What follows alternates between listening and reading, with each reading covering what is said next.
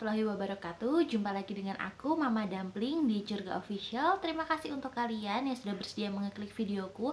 Aku ucapkan juga banyak terima kasih untuk kalian yang sudah bersedia untuk like, komen, dan subscribe di channel YouTubeku ini. Nah, seperti biasanya nih, sahabat semua, aku mau menyampaikan lagi sebuah cerita. Yang cerita ini datangnya dari salah satu sahabat Curga nih yang mengirimkan kisahnya ke aku. Jadi sebut saja namanya adalah Ambar. Nah, Ambar ini dia memiliki seorang adik perempuan yang bernama Larasati. Nah, dia biasa dipanggil Mbak Ati. Nah, jadi si Mbak Ambar dan Mbak Ati ini adalah kakak beradik, di mana mereka ini tinggal di salah satu kota yang ada di Jawa Timur. Nah, si Mbak Ambar dan Mbak Ati ini memutuskan untuk mereka merantau ke daerah Jawa Barat karena memang mereka merasa di Jawa Barat ini memiliki peluang pekerjaan yang sangat luar biasa banyak dan juga memiliki gaji yang bisa dikatakan dengan UMR yang besar. Nah, kemudian setelah Mbak Ambar dan Mbak Laras ini memutuskan untuk bekerja di salah satu perusahaan atau salah satu pabrik, akhirnya mereka merasa tidak betah karena ternyata mereka kangen dan selalu merasa rindu pada orang tuanya. Akhirnya mereka memutuskan pulang nih. Tapi si Larasati ini, Mbak Laras ini yang akhirnya memutuskan untuk pulang duluan. Nah, akhirnya Mbak Laras ini selama di perjalanan dari Jawa Barat, tepatnya di kota Bogor, kemudian ke arah rumahnya, yaitu di salah satu kota di Jawa Timur. Saat perjalanan menggunakan bis, Laras tidak merasakan ada sesuatu yang aneh. Semuanya pada awalnya sangat baik-baik saja, semuanya juga hening-hening aja. Nah, kemudian Laras ini suatu saat nih, ketika bis itu melaju dengan sangat kencang, tiba-tiba bis itu berhenti dan kemudian mengangkat penumpang dari tepi jalan yang tempat bis itu tadi berhenti, dan naiklah seorang bapak-bapak tua.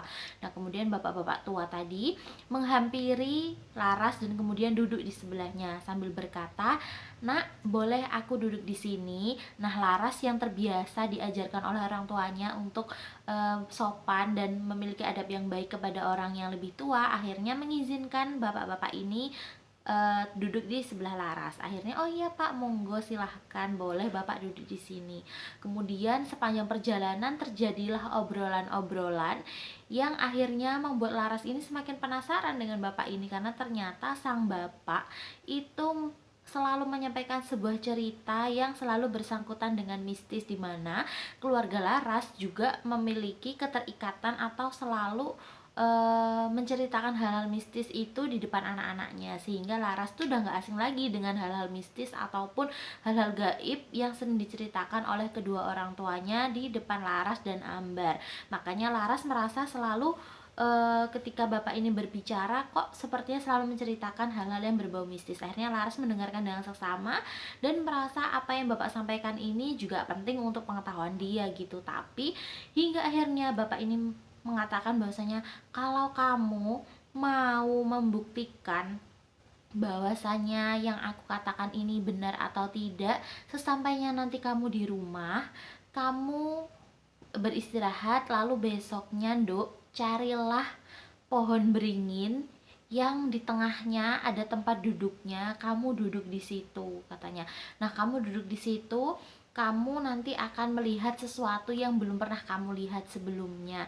Aku juga nanti turun di kota itu, tapi mungkin kita nggak akan ketemu lagi. Nah, nanti kalau kamu sudah mendapatkan apa yang aku katakan tadi, tolong jangan kamu gunakan karena itu berbahaya. Ya, aku cuma ngasih tahu aja," katanya bapak tadi, "supaya kamu tahu bahwasanya memang makhluk gaib itu ada. Nah, hal yang paling mudah yang bisa kamu ketahui, apalagi kamu penasaran kan sama sesuatu yang namanya pesugihan," kata Laras. Laras dengan kaget langsung berkata di dalam hatinya, "Loh, kok bapak ini tahu bahwasanya selama ini yang selalu diceritakan oleh orang tua Laras mengenai pesugihan itu adalah satu bagian, satu bab yang paling sulit dipercaya oleh Laras, karena menurut dia itu adalah sesuatu yang aneh. Bagaimana makhluk gaib bisa memberikan kita harta berupa uang?" Nah, kemudian si bapak ini yang mengetahui isi hati Laras langsung berkata, "Ketika kamu nanti sudah tahu dan mendapatkan itu jangan kamu gunakan, karena itu nanti bisa membahayakan dirimu dan juga keluargamu. Kamu cuma boleh tahu lalu buanglah apa yang kamu dapat itu nanti ke sungai tempat nggak jauh dari kamu duduk di situ, nanti ada sebuah sungai. Nah, Laras yang tidak tahu yang dimaksud bapak ini tempatnya di mana, akhirnya Laras memutuskan untuk turun di pertengahan perjalanan, belum sampai di rumahnya, dia memutuskan untuk nanti minta jemput oleh pamannya. Nah, setelah Laras turun, Laras nelpon pamannya, kemudian berkata, "Paman, ini aku udah sampai tapi aku turun di sini karena aku tadi merasa hatiku kok bimbang ya. Hatiku kok seperti ada sesuatu hal yang mengganjal ya." Nah, akhirnya si Laras tibalah saatnya dijemput oleh pamannya. Sepanjang perjalanan Laras hanya terdiam dan pamannya selalu berusaha mengajak Laras untuk berbicara. Akhirnya Laras mengatakan, "Aku tadi bertemu paman dengan Simba-Simba, dengan seorang bapak-bapak.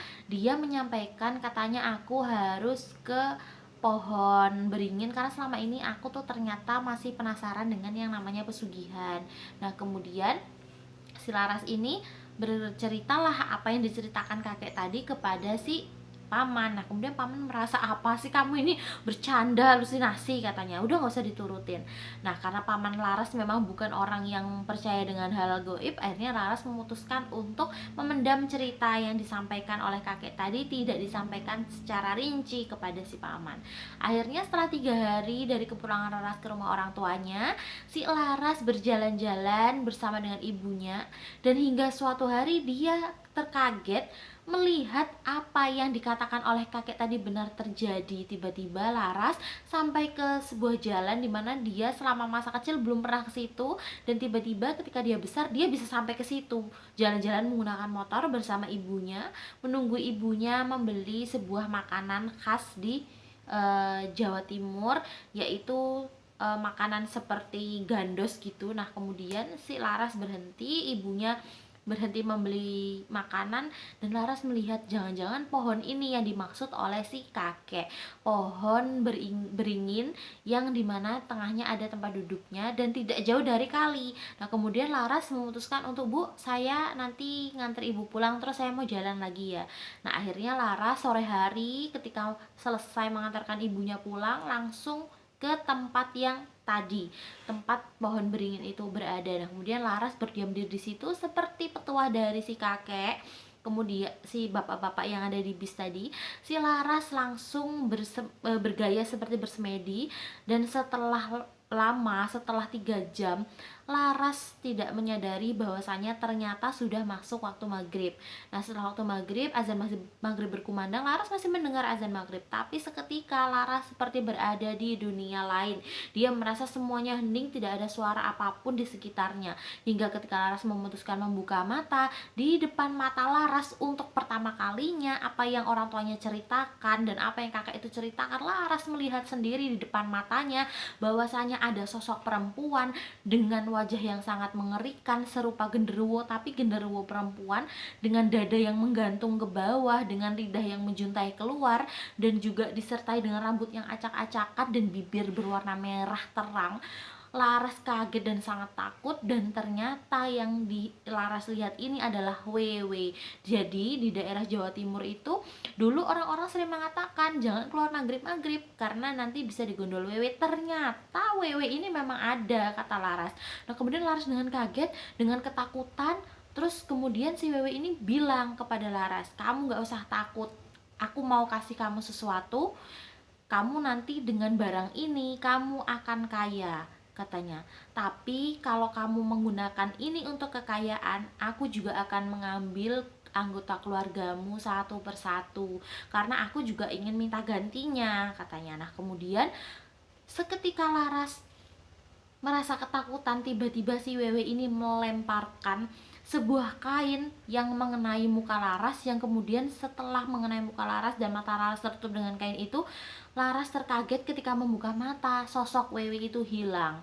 Nah, kemudian akhirnya ternyata Laras dilempari sebuah popok, jadi kain putih yang dimana itu ada tali, sehelai tali seperti popok pada bayi pada umumnya.